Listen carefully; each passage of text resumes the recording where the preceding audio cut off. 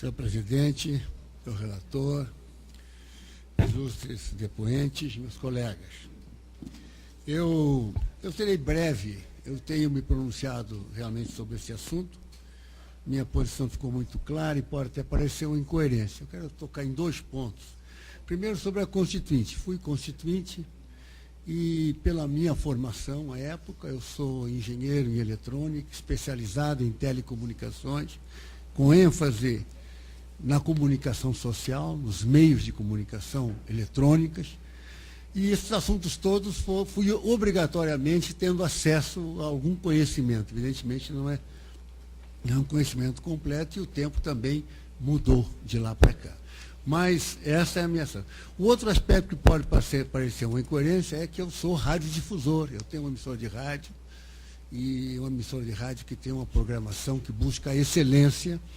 Então, eu também estou no lado de ser associado da ABERT. Eu sou dono de veículo. Tá? Essa é uma outra questão. E como parlamentar, eu represento um outro segmento, que é um segmento conservador. Segmento cristão, evangélico, conservador. Vejam, então, este é o meu perfil aqui. Então, a minha posição, ela é uma posição absolutamente honesta intelectualmente sobre esse assunto. Não tem nenhum tipo de interesse.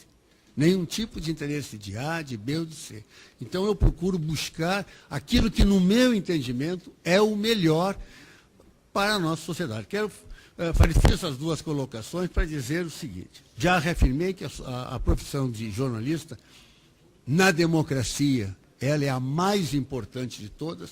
Ela é mais importante do que dos proprietários dos meios, porque os proprietários dos meios impõem as linhas editoriais. Na minha rádio, eu sei qual é a linha editorial, eu sou conservador dentro daquela, então eu coloco a minha linha editorial. Então, se alguém pode, em algum momento, cercear liberdade de expressão, é justamente a linha editorial do veículo.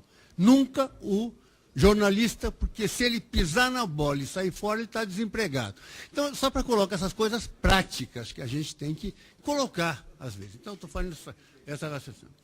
Então, mas eu quero fazer apenas uma pergunta ao doutor Ricardo, que eu já o conheço, é um homem super preparado, conhece profundamente esse assunto, tem prestado grandes serviços nessas áreas. Então, eu queria perguntar ao Kaufmann o seguinte.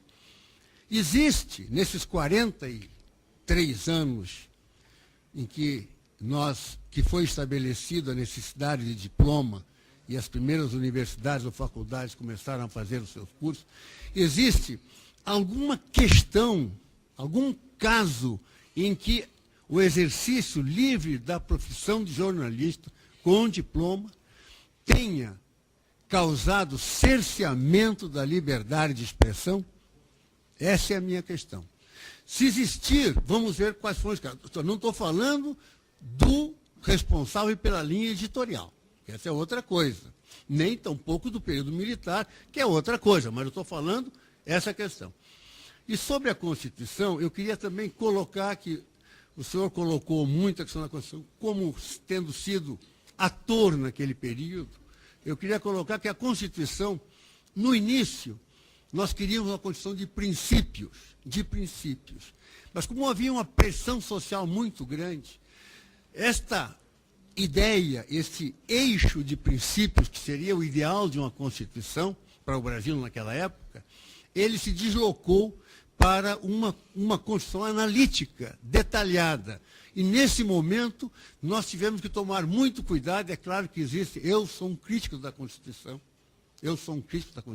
ela não ficou boa, ficou uma Constituição democrática, aberta, etc., não é discussão agora, mas ela tem algumas coisas que foram colocadas como forma de elaborar a Constituição. Primeiro, separar as questões de princípio, filosofia, princípio, etc.,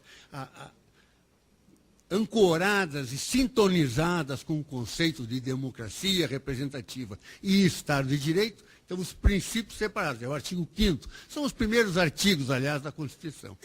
E as questões, como detalhou, normativas, nós procuramos separar. É o que está no artigo 220 do Contrato da Comunicação Social. Só para colocar esse elemento. Mas minha pergunta é só aquela. Muito obrigado, desculpe, eu estou satisfeito. Obrigado, deputado Harold.